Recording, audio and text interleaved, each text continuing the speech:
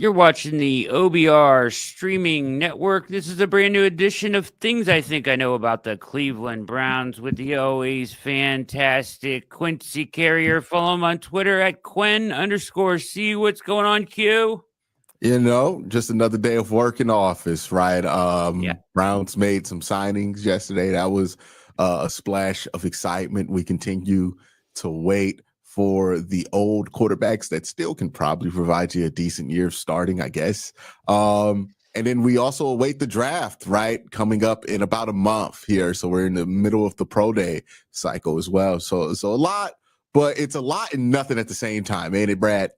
It is. I've had my fits this week about the quarterback situation, and I've kind of ranted and raved. So we're not going to do that today anymore. We're going to talk about some of the Browns signing yesterday and just kind of what they've done along the offensive line has been really solid so far this off season. So Cornelius, pardon me, Lucas. A very solid swing tackle. And then yesterday, kind of out of nowhere, taking me by surprise, big time, Teven Jenkins signing, guy who is at the top of a lot of guard boards in free agency.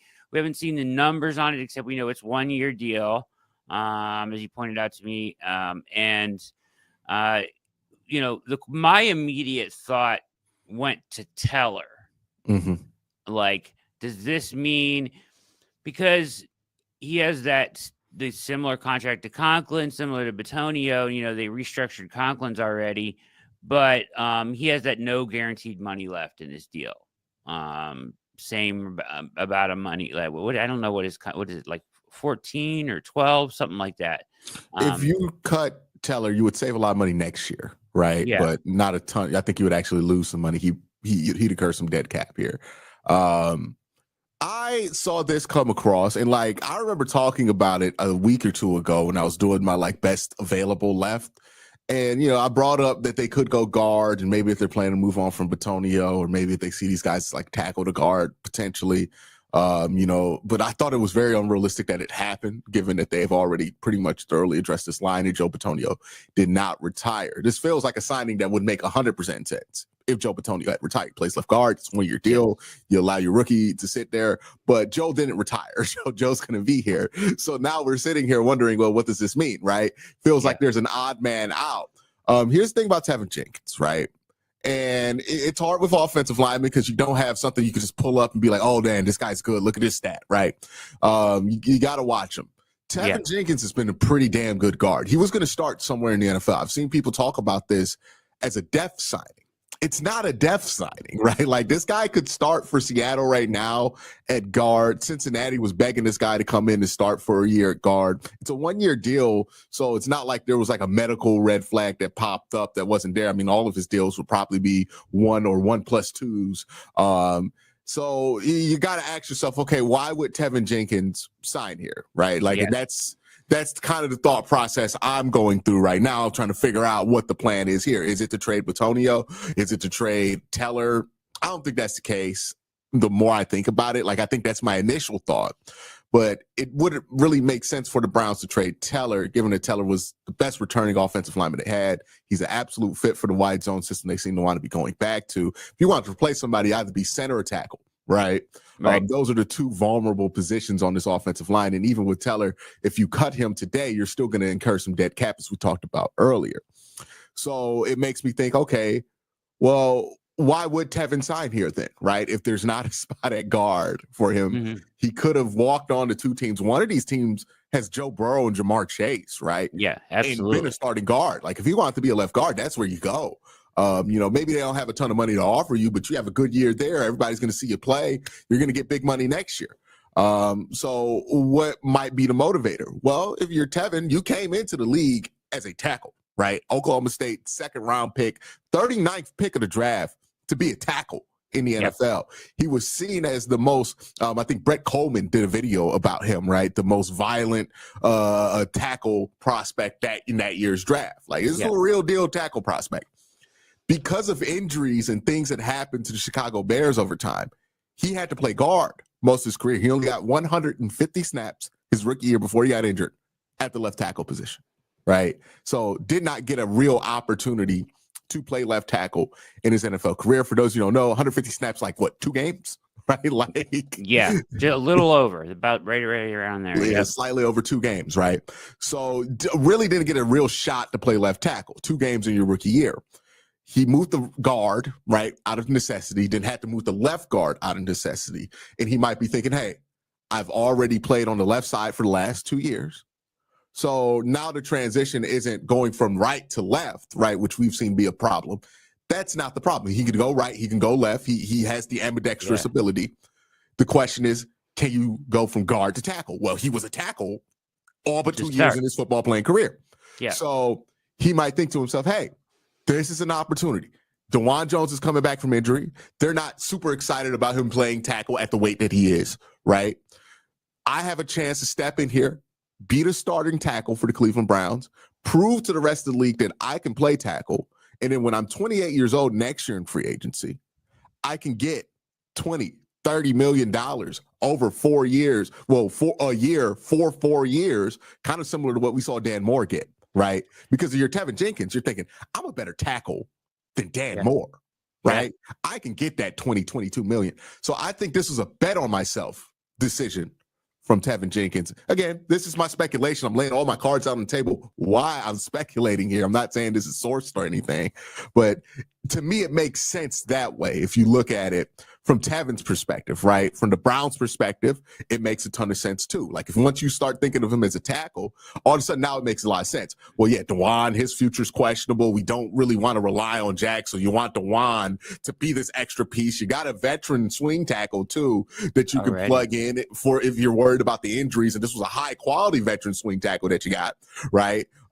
So even if Teven does miss some games, which he has every year in his career, you got somebody you feel like you can plug in without missing a step. You got some decent tackle depth there. And all of a sudden, the whole picture starts to be a little bit more whole. At guard, it makes no sense unless you're going to trade somebody. But why would you trade Wyatt Teller for somebody who got a 1-year deal? I don't think that makes much sense to me.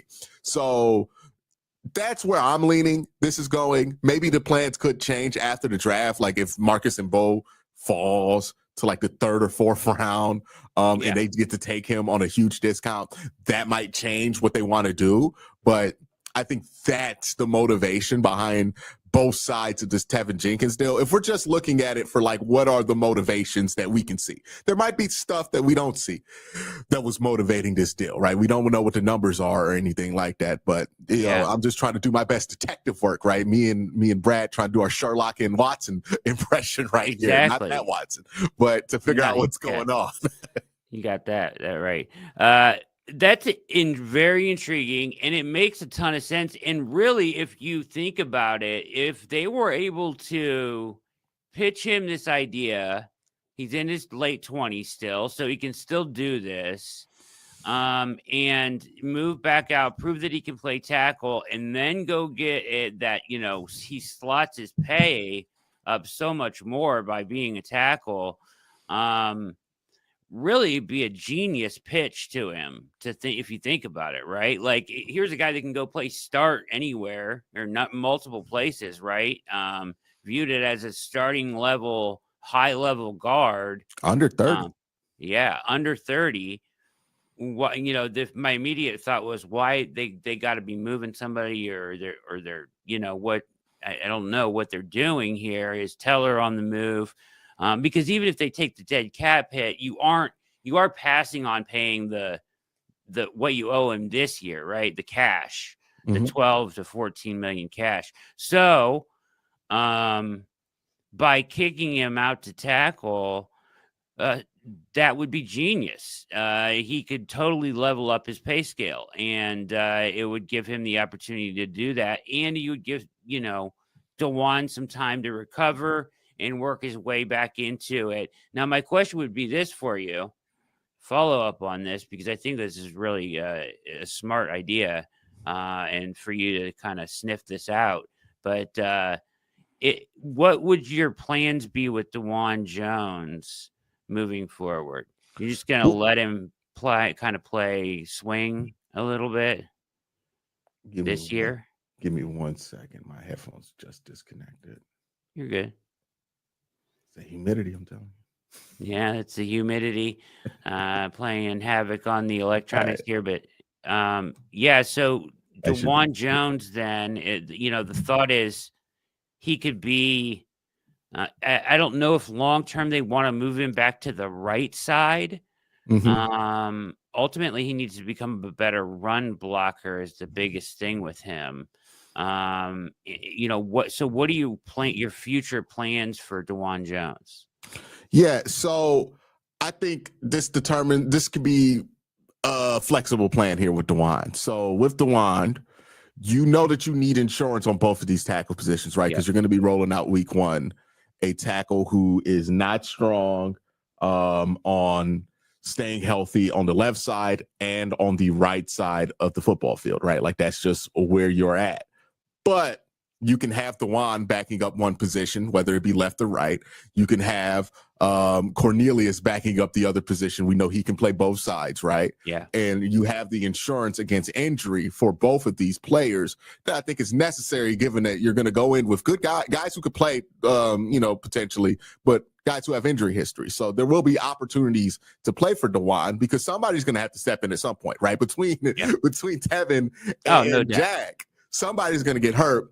Dewan's going to be the first man up in that situation. If they have a week to prepare, if it's during the middle of the game, you probably send Cornelius in there, right? Because that would make the most sense. Veteran player, you plug them in when there's no time to prep. But if you get a week or two to prep, if it's more of a long-term injury or something like that, let's say Jack Conklin's going to be out for 2-3 weeks, then you put Dewan over there, right?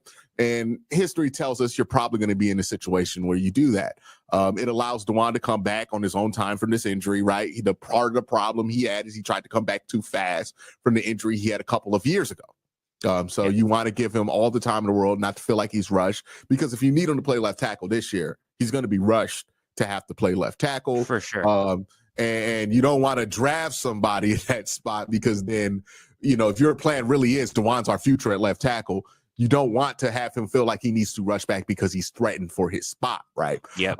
So I think this is about the long-term development of DeJuan Jones. Getting back from the injury, also losing weight, right? Like that's a very long-term project. You can't just you're not going to sustainably drop a ton of weight in a short period of time.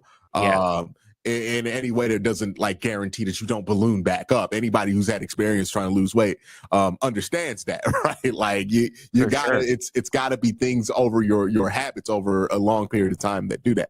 So understanding the project of Dewan is, but the potential that he has, they want him to stay healthier. That includes him being lighter. And they also, want to give him some game time prep, but don't want to just throw him out there. And I think that's where he will get some time because these are two guys that are probably going to miss time with injury. So there'll be some moments there for Dewan to step in. They have tackle depth on both sides. They have both sides covered. I think this is just going to make sure that, hey, you play Dewan on your terms instead of having to put Dewan in positions that you didn't anticipate. Let me ask you this question. Now, with something like this, we've seen this happen multiple times with offensive lines. You get an injury at tackle, you get an injury at guard, you're going out 1 week. Would the Browns then would they move Jenkins in to play guard during that period, or do you think it's part of an understanding is like, hey, we're going to let you really profile a tackle as long as you're healthy. We're going to let you play this tackle spot, and that is Zinter's spot to step into as a backup guard. It's a similar dynamic between Cornelius and Dewan, right? Where I mentioned if stuff breaks down in the game, right? It's not uncommon that Joel says, "All right, I'll play left tackle for the rest of the game," right? Right. I think that'd be a similar dynamic where if Joel went down and you really didn't have you didn't have Cornelius active or something like that, right? So you need to have Dewan play left tackle. So you got to kick over Teven for one game. I think Teven's fine with that. I would assume Teven's fine with that.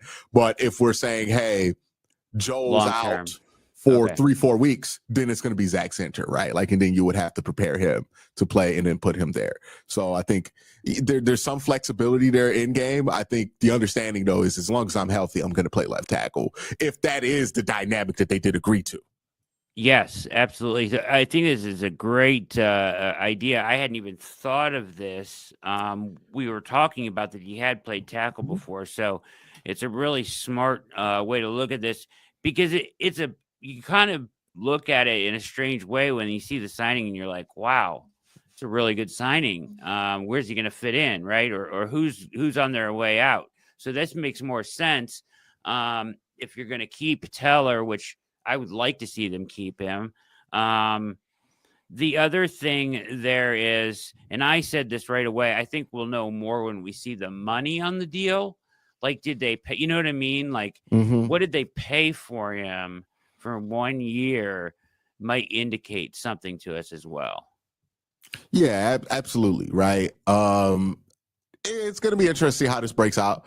The tackle scenario is just one way that this could play out, right? They could see this a multiple different amount of ways. I think the 1 year part of it, and we can get that confirmed.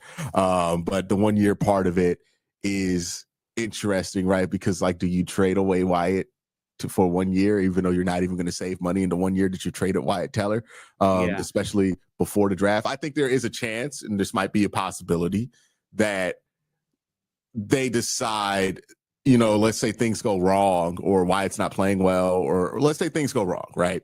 And the team really, really needs a guard, and they're willing to offer you a lot for Wyatt. Then Wyatt becomes available, because then the cap situation is completely different on that. It's post June 1st. And then you do save some money now and then later. And then you could get significant draft compensation. It allows them to be flexible with their options at the offensive line. Last year, they were very rigid. They did not have much flexibility.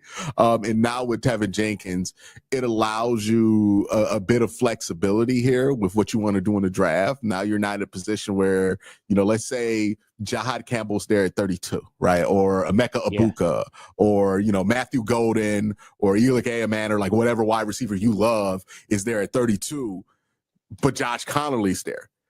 Before what they've done this offseason, you would have been obligated to say, hey, we got to take the tackle. That breaks the top, right? Yep. But now you're in a position where it's like, hey, it might make a lot more sense to go wide receiver here, depending on what you do it too. Because if you take like Travis Hunter, then that changes the math, right? But if you go Abdul Carter, still need to address the offense, give them a playmaker. You think a playmaker falls at wide receiver, or you think, hey, man, Jahad Campbell, if JOK comes back, he's the perfect complement to him. If JOK doesn't come back, then he's a perfect replacement for him in this defense. Maybe we go take him, right? It allows you and it frees you up. And this is what free agency should be. The goal for free agency is that it should free you up so that in the draft, you're not worried about plugging the immediate holes on the roster. And you can just say to yourself, who are the best young players that I can develop and make into impact players in the future with, right? Because all this positional value stuff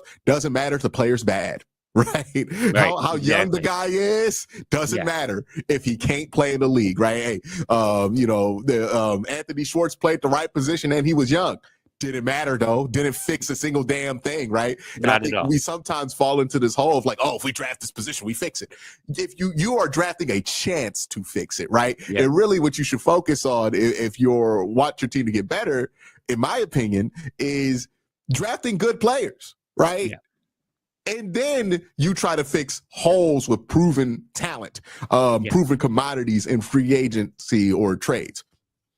Yeah, absolutely. Well said. That is the philosophy. Barry's done a pretty good job at that in the past. So good stuff there. Really interesting. And regardless, and I think that makes the most sense the way you laid it out with Jenkins, Lucas.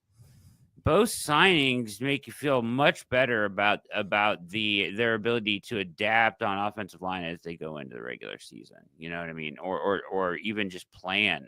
Both guys are competent replacements that have played a ton of games at the NFL level. So I feel better about the offensive line already, and that's good stuff. Yeah, who did we have out there playing all over the offensive line last year? Well, we lost James Hudson. Hudson got paid way too much money by somebody.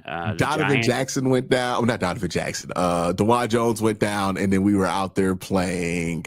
Oh, what's his name? He used to be a big deal. He was like a first-round pick out of Texas A&M. I've already forgotten his name. They brought back Christian. Jermaine Ifedi. Yes, that we were out there playing Jermaine Ifedi. Ifedi, yeah. So it's better than that. Yeah, much better. Much better plan at offensive line. Good stuff. All right, you're And watching things. Go ahead. and these are two guys who started right last For year sure. at times for the Bears weren't a good team, but he was a high quality starter, and Yeah. Cornelius filled in for the Commanders who went to the NFC Championship game last year. Yeah, and played really well. And he is a huge human being. So he holds up well there at either side, which makes him even more attractive. So two good signings, and very interesting to watch what happens with Teven Jenkins. I think that what you laid out makes a lot of sense because it had me kind of scratching my head, like, I wonder how they got him to come here if they're gonna keep everybody. So very interesting. All right, you're watching Things I Think I Know About the Browns. That's Quincy Carrier. I'm Brad Ward. All right, let's talk. I want to talk about Jalen Milroe real quick. So we saw Milroe at the combine. And we know, the reason it's worth talking about is the link to the Browns with their offensive coordinator, obviously, right? Did you say link or lake? Like, oh my gosh. Yes. And so obviously we know his coach is our offensive coordinator from Alabama. He coached him for a year. And so it's something to watch, right? And like at the combine, it was clear that he was in the middle of like working through some stuff. He looked very uncomfortable. Senior Bowl as well. Yeah, Senior Bowl as well. He was working through like some coaching, right? It was pretty clear. We talked about this before a little bit. And he's been working with Jordan Palmer. And he came out at his pro day the other day. He looked really good. And he purposely took a ton of under center reps. He looked really good throwing the ball. His motion looked smooth. And I think he probably raised his value for some teams just seeing him work under center like that. And that his motion looked not the way it did before, but it looked more closer to a finished project. Now, certainly it takes more reps than that to become, you know what I mean? It's going to take time for that to become who he is as a passer. But it was an impressive pro day. And we know the kind of freak athlete that he is. As you talked about before when we were talking off air, he ran like a 4.37 at quarterback, right? Mm-hmm. And I think, as you said, he has like no body fat on him at like 217. He is a freak, right? So the interesting thing as well to mention here is like the Steelers took him out to dinner the night before the pro day. Tomlin took him out to dinner. And then he came performed. So the Steelers team, and then I've also seen some rumors that, the Steelers are willing to take a swing on quarterback at what would be 21 if the guy there they like is there, whether that be Dart or Milroe, if you think they could go that high. So I just kind of want to get your thoughts on, do you think the Browns are in on Milroe because of their coaching staff? Have they been following this process closely? You know what I mean, with Palmer and the work he's been doing, and then seeing it kind of bear some fruit at his pro day is a positive thing for sure. And how much more intriguing does he become for the Browns? And then, would they have to move up to get in front of 21 to get him? Or do you think he's just a second round prospect? I think he's a second round prospect. Or at least that's why I feel comfortable, at the highest spending on him. Jalen Milroe is fascinating to me because he seems like, remember, this is going to make me feel old because it doesn't feel that long ago, Brad. You remember the Senior Bowl Russell Wilson had back in the day? Oh, yeah. I just made myself sound so old. I remember. To a segment of the audience. But yeah, Russell Wilson, way back in the 2012 draft process, which wasn't very long. Kirk Cousins was in that draft as well, right? Yeah.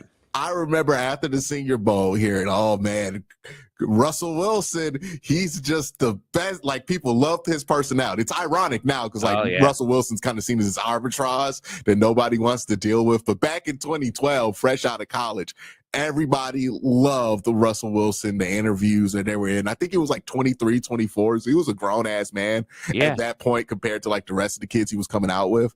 They didn't know it was an act at that point. They didn't know it was all phony at that point. To be fair, I think we preferred that too in that era, right? Like that was at the beginning of the whole, like, you don't want your athletes to say anything interesting, right? Like we had just got done with like the Chad Johnsons and the Ed Reeds of the world, and the Terrell Owens, right? And there was a call for like more of a conservative attitude for some of these athletes, or a business-minded approach for these athletes. That was like heavily, like the 30 for 30 broke came out, right?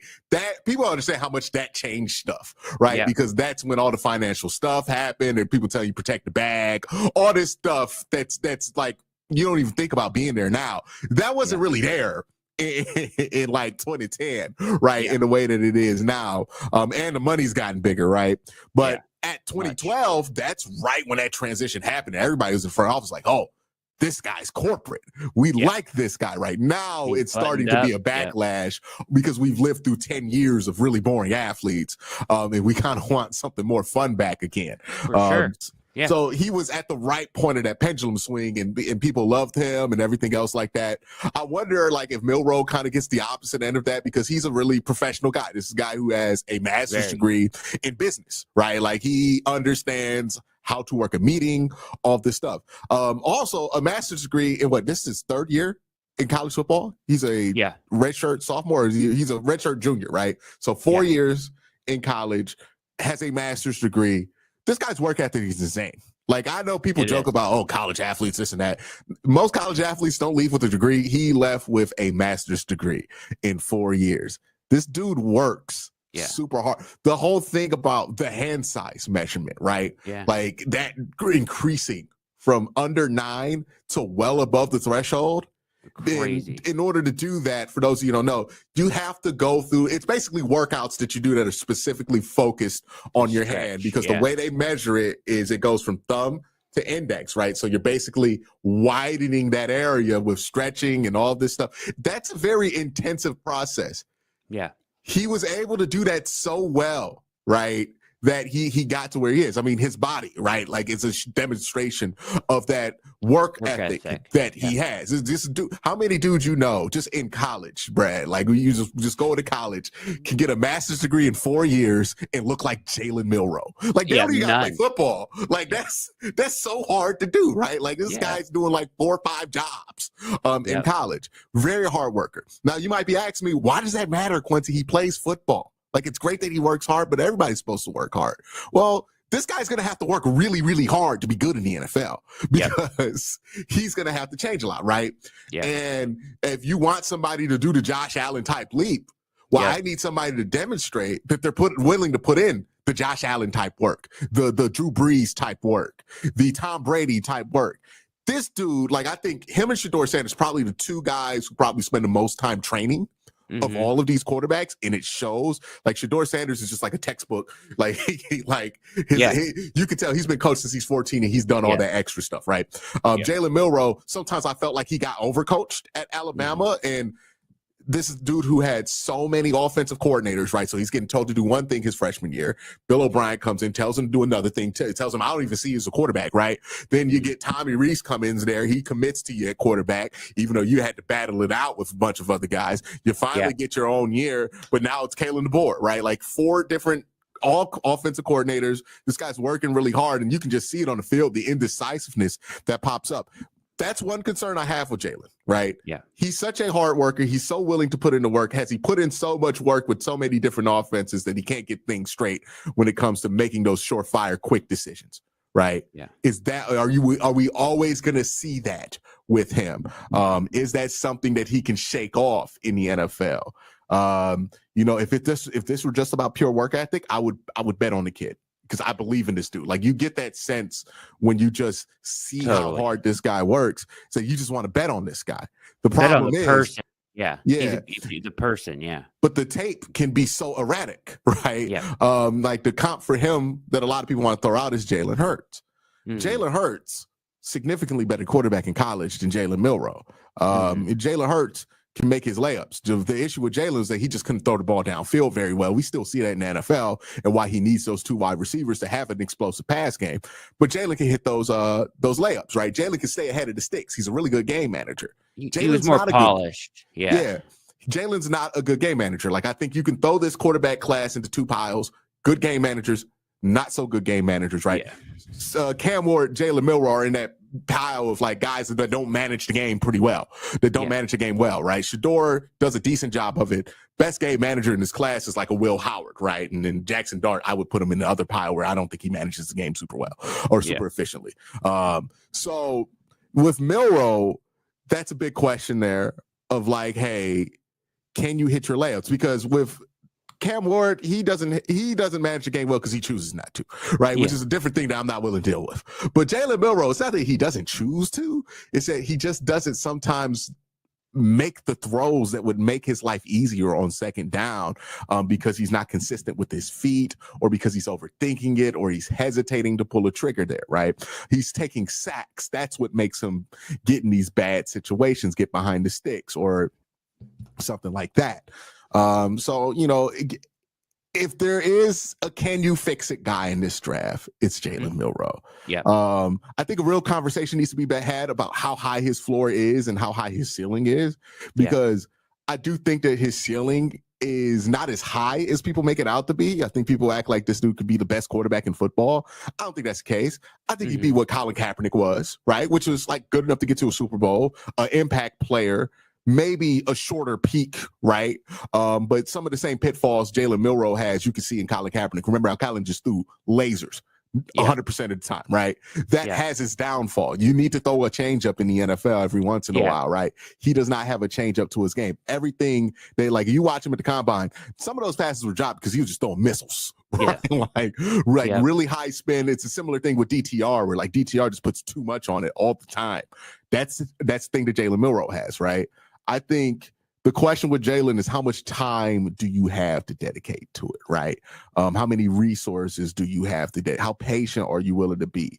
Because he could be Colin Kaepernick, you know, a Pro Bowl level quarterback who can break the game open with his legs and you can commit to him and do things like that. He could be Tyrod Taylor, right? In Buffalo, where he's a really good athlete, somebody who could throw on the run really well, a guy who could really beat zone coverage because that's where he gets to think. I think he's a very intelligent guy. But man coverage, he's not accurate enough to really beat man coverage, right? Like, I think that's going to be his downfall. Or he could be somebody who's just like, you know, Kellen Mond, who's like, oh man, this project's fun, but it just never worked out. Right. But the Josh Allen, Lamar Jackson for you is not in the realm of outcomes. Hell no. He's not there yet. He's not 6'5" like Josh Allen. He's not naturally just effortlessly big, right? Like Drew Aller is somebody who has that Josh Allen size trait, where Drew Aller is effortlessly 245, 6'5", and can throw the ball without moving a butt cheek. Right, like that is how effortless it is with Drew Aller, in Josh Allen. Right, that's not the case with Jalen. I don't think Jalen has really strong physical traits, but they're upper tier starting quarterback, maybe like short-term franchise like run type quarterback traits to me. I don't think they are Lamar Jackson. Right, like, and again, like think about how good Lamar was in college to beat Lamar Jackson. At a young age, right? Lamar was 21 years old when he came into the NFL, and you know, pretty much right away was a winning quarterback in the league. You can't develop into that, right? Like he has that a doesn't natural happen. Touch to his game that isn't there with Milroe for sure. Milroe, you're gonna have to manufacture it. I think is the point here. You're gonna have to build some things around him, not just with talent, but you're gonna have to build a system for him that works and puts 100%. Him there. Because sometimes with Milroe, what falls apart is if the plan goes down, he goes down. Like the reason I think this could be intriguing for Kevin Stefanski. This dude's really good on scripted plays, right? Like when he has that script and things are going according to plan, Jalen Milroe's incredible. Like that's what happened in the Georgia game, right? Yeah, he knows where to look. Yeah, Yeah, and if Kevin gets him in that script, he gets him going to plan. He could be successful. Like, I wouldn't be surprised if we're talking about, man, Jalen looks so different on that first drive versus, what he does the rest of the game, because it's kind of that similar thing. There's a little bit of like, it's not as bad as DTR, but like DTR had a similar thing about him. And I think the parallels between these two might be why they favor him, because they've already drafted somebody who skill set wise, they're a little bit different, right? Yeah. Body type wise, they're completely different, but intangible wise, they're very similar and like on these very small things along the edges. But DTR, right, when he was working that script in the preseason, or even like when he came in and he got a script for those first couple of drives, like his first drive against Cincinnati this year was pretty good. It was the second, third drives that killed you, right? He was fine. He was doing pretty good there. He could follow the script well. Now, obviously, Jalen Milroe can throw the ball downfield way better than DTR can, so you're not going to be as limited there. But I think there's a similar type of style there where it's like, hey, going to somebody like Kevin for Jalen under the control of Kevin and offensive coordinators, it's probably the best situation for him. Yeah. And if you're going to get something out of him in his rookie deal, it probably would be in Cleveland. Like, I think that would be the best chance for it to happen is in Cleveland. My worry with Jalen is that he's somebody who's just not going to be very effective in his rookie deal, and the team that gets him next is going to benefit more from the work that you put into him. Yep. That's a legitimate concern for sure.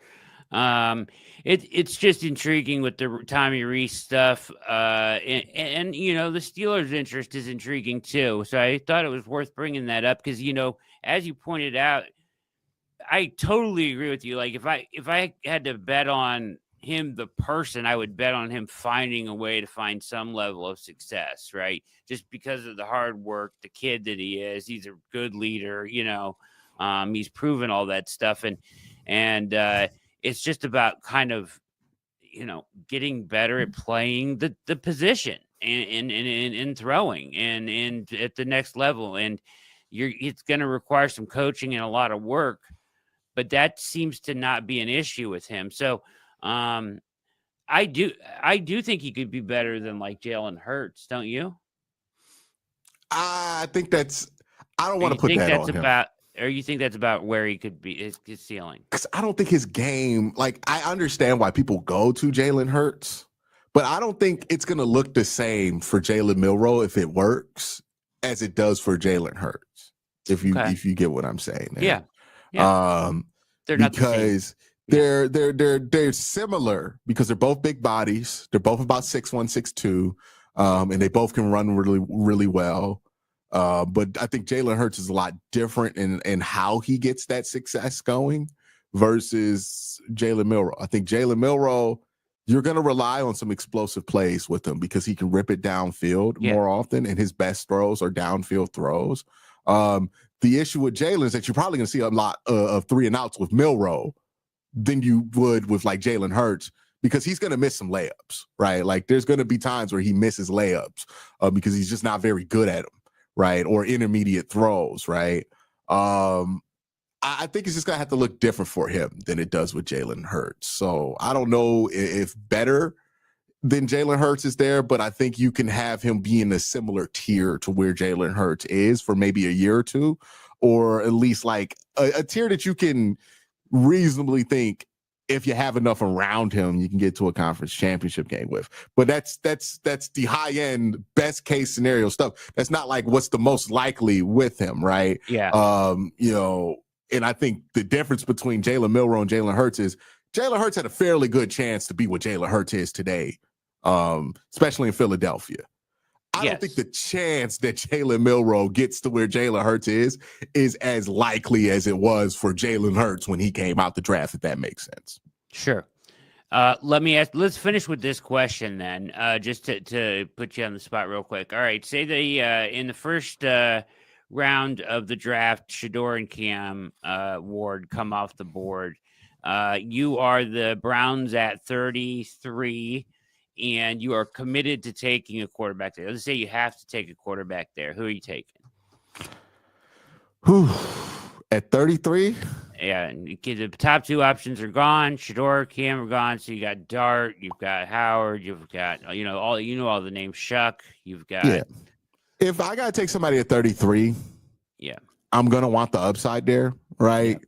Like I think if I could trade back or something like that, maybe Will Howard comes into play. Yeah. But if I got to take somebody there, I got to go with the upside there. And between Will Howard and Jalen Milroe, I think Will Howard's upside is like, I think he could be Andy Dalton. And I think Jalen Milroe, he could be somewhere between Tyrod Taylor and Colin Kaepernick with the 49ers.